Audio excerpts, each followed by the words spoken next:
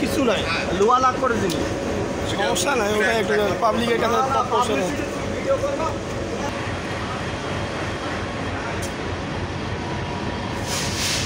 তিতুমির পুরো প্রস্তুত যাওয়ার জন্য।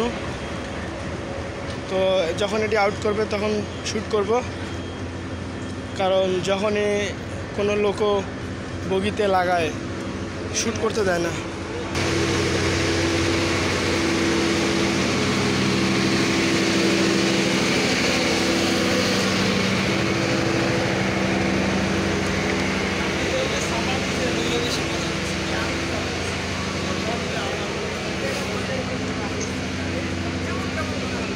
ধোয়ানোর জন্য ওটাকে নিয়ে যাওয়া হচ্ছে এবং তিতুমির অল্প কিছু সময়ের মধ্যে ছেড়ে যাবে।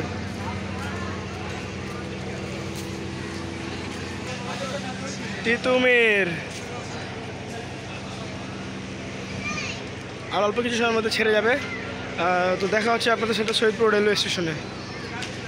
আজকের ভিডিও এই পর্যন্তই তিতুমির নিয়ে।